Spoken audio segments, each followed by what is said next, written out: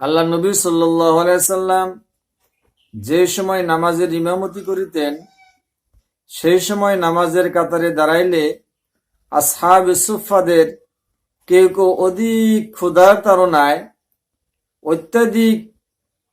ক্ষুধার তাড়নায় কাত হইয়া পড়িয়া যাইতেন।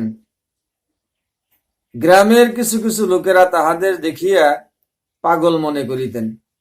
একদিন নামাজ শেষ করিয়া আল্লাহ রাসূল সাল্লাল্লাহু আলাইহি সাল্লাম সাহাবাদের প্রতি তাকাইয়া বলিলেন, তোমাদের জন্য আল্লাহ তাআলার নিকট সঞ্চিত সওয়াবের কথা যদি তোমরা জানিতে, তবে আরো বেশি বেশি অভাব অনটন ও দুঃখ কষ্ট পছন্দ করিত। হযরত ফাজালা রাদিয়াল্লাহু তাআলা আনহু বলেন, সেদিন আমি আল্লাহ রাসূল সাল্লাল্লাহু আলাইহি সাল্লামের সাথেই ছিলাম। হযরত উসমান ইবনে আফফান রাদিয়াল্লাহু তাআলা আনহু বর্ণনা করেন, আল্লাহ রাসূল সাল্লাল্লাহু আলাইহি সাল্লামকে আমি এই কথা বলিতে শুনিয়াছি, কেউ যদি জামাতের সহিত ইশার নামাজ আদায় করিল, সে যেন অর্ধেক রাত পর্যন্ত ইবাদত করার সওয়াব তার আমল নামায় পাওয়া গেল।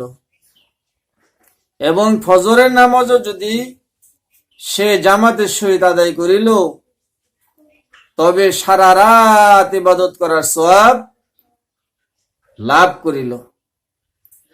হযরত আবু হুরায়রা রাদিয়াল্লাহু তাআলা আনহু বর্ণনা করেন, আল্লাহ রাসূল সাল্লাল্লাহু আলাইহি সাল্লাম বলছেন, ইশার নামাজ ও ফজরের নামাজ মুনাফিকদের জন্য সবচেয়ে কঠিন। ইশার নামাজ এবং ফজরের নামাজ মুনাফিকদের জন্য সবচেয়ে কঠিন নামাজ। কারণ সকালে চৈতন্য পায় না, ইশার সময় নামাজ আদায় করতে পারে না। এই গরমের সময় মানুষ নামাজ পড়তে চায় না। গরমের সময় জোহরের নামাজের জন্য কেউ যদি মসজিদে গমন করার সব সম্পর্কে অবগত থাকতো এবং জানতো, তবে তারা জোহরের নামাজ আদায় করার জন্য তাড়াহুড়া করে দৌড়ে মসজিদে যাইত। সূর্য, চাঁদ, সমস্ত কিছু আল্লাহ রাব্বুল আলামিন সৃষ্টি করেছেন। সবকিছু আল্লাহ রাব্বুল আলামিনের মখলুক। চাঁদ, সূরজ, যা কিছু আমরা দেখি,